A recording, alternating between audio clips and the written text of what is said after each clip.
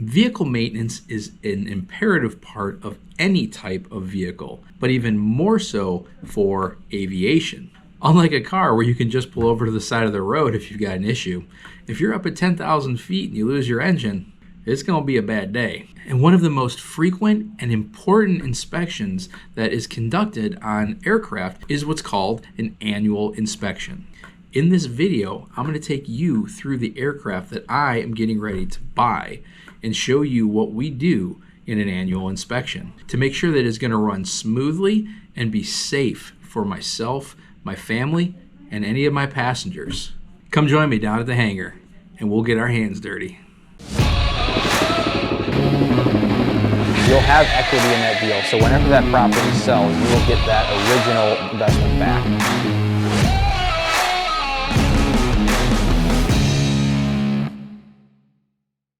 Hey, what's going on, guys? How you doing? Welcome to Millionaire Mafia. I'm really excited today for what I am going to do, and I'm really excited to have you guys there as well. Why am I excited, you might ask? Well, I'm going to do an annual inspection. Well, that doesn't sound like a whole lot of fun. I gotta go do work, I gotta go inspect something. Well, what's exciting is what I'm expecting. I am in the process of buying a Piper Cherokee 6, which, if you're not familiar with general aviation, that's a 6-seat aircraft made by Piper. Now, this particular aircraft is a 1969 Cherokee 6 260. The 260 means it's 260 horsepower. Now, this is a low-wing aircraft, and it was built starting back in the 60s by Piper, and they still make them today. This particular aircraft has fixed landing gear, meaning they're not retractable. However, it doesn't really affect the aircraft performance a whole lot. I'm not exactly sure about the official name or whatever, but they call them wheel pants.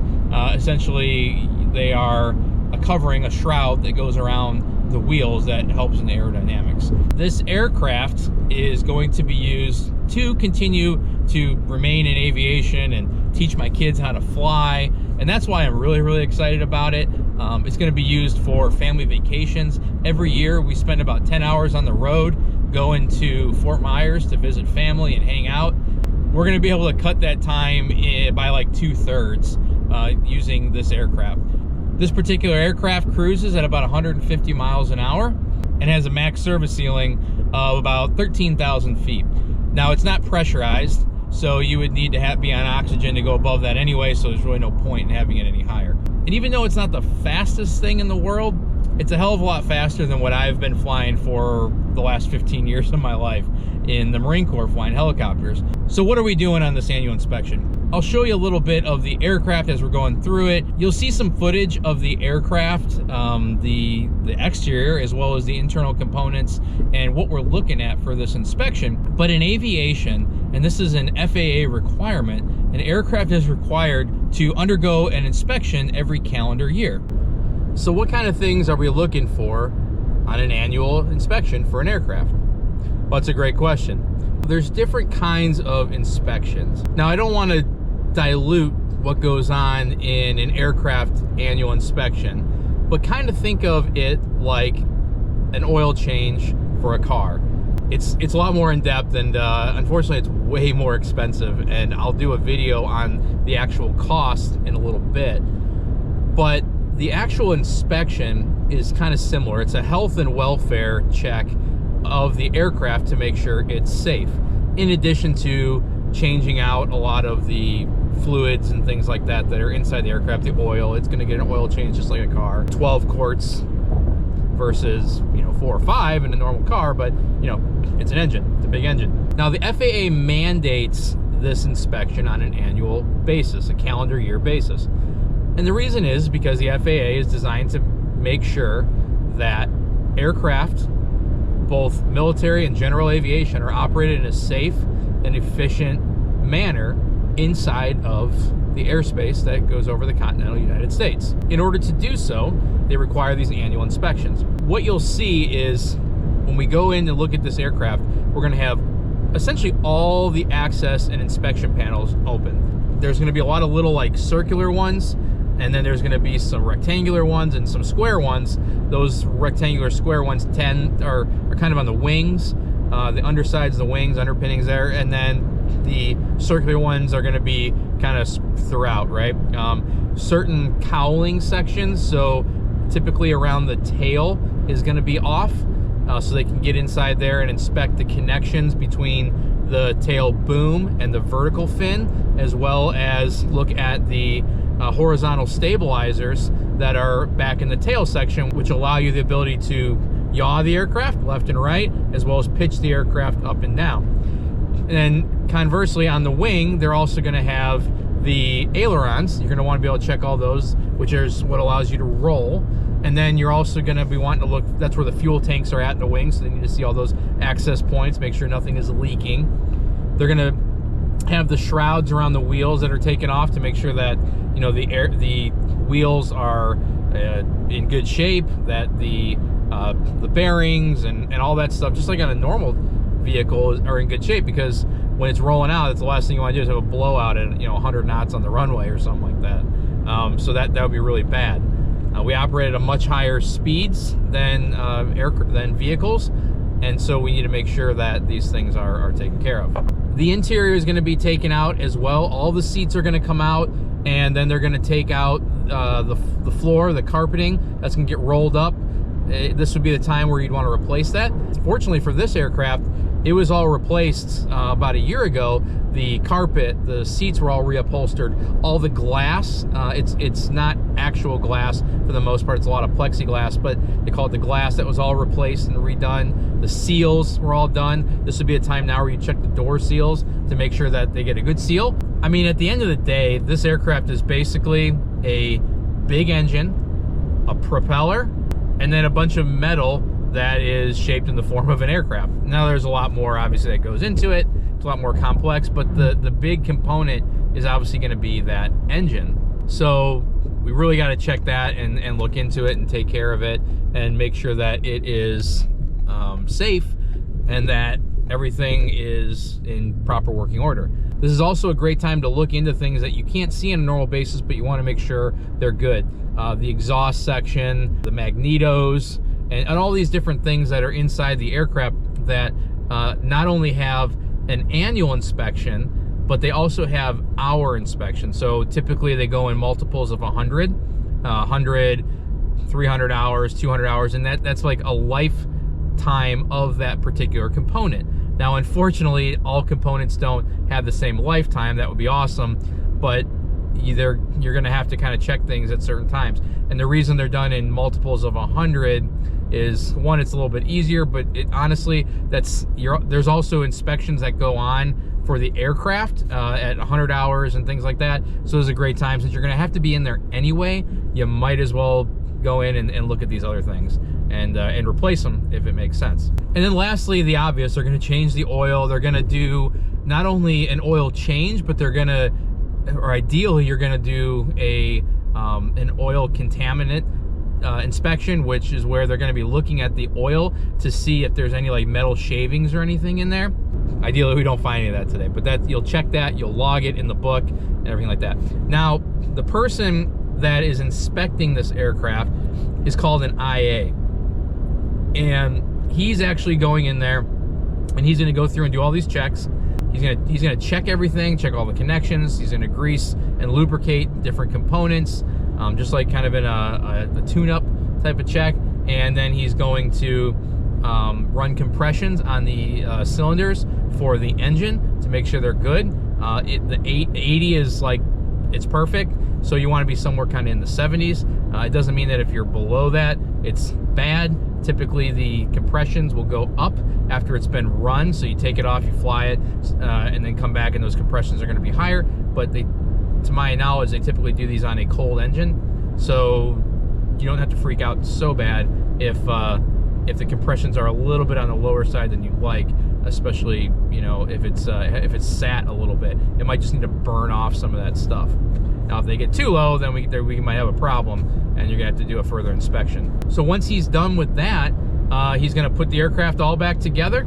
He's gonna sign off everything that was inspections that were required, ADs and STCs that are required per the FAA or per the manufacturer that have that need to be inspected. This particular aircraft has what's called a wing spar AD on it. So we need to take the access panels apart and look at that wing spar connection point and make sure that there's no cracks or corrosion. If I'm not mistaken, I believe this AD is for cracks and not corrosion, but while you're there, you want to make sure there's no corrosion as well. So we're going to check that. That's enough talking. I just pulled up to the airport and I'm going to go check it out and see where we're at. I had a basketball game today, so I got here a little bit after the inspections already started, but we'll go check it out and talk with Clayton and Dana and see how everything's going.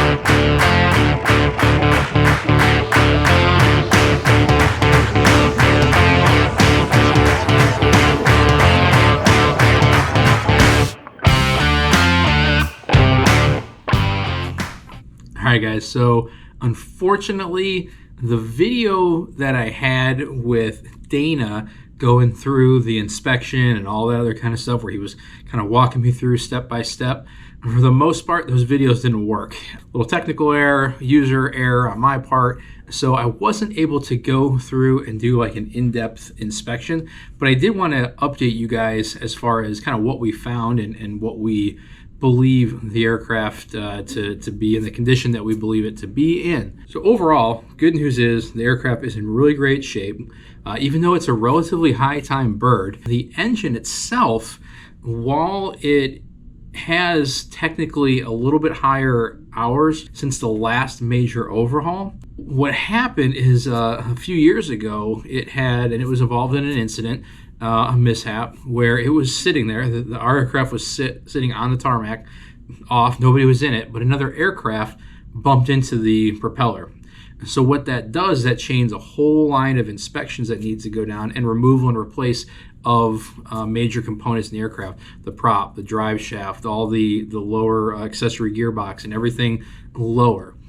Now, there's really no such thing. You'll see stuff called a top overhaul or a bottom overhaul. And that the bottom overhaul is essentially what was done. The prop, the drive shaft, the accessory drive shaft, and gears, everything down there was all reworked. And then the upper side is going to be like the cylinders. It's got 6 cylinders, everything like that on the upper side. Now, those aren't official inspections, so they don't really count. However, less than 400 hours ago, the entire lower unit, the lower part of this aircraft, to include the prop and the drive shaft, were completely redone and actually replaced in most regards. The upper side wasn't. Why that wasn't done? Because the upper is much cheaper and much more economical to replace. Why that wasn't done is anybody's guess, because it wasn't the owner that we're buying it from. It was the guy before him, and just decided not to. So a full overhaul of an aircraft engine, and this particular Lycoming 540, is about $35,000 to $40,000, which is a ton of money. To do the top overhaul would have only cost the guy a few more $1,000s. So while not nothing, it would have been very, very cheap in order to essentially reset this thing for probably a decade. All right, so that is the engine and the general overall condition.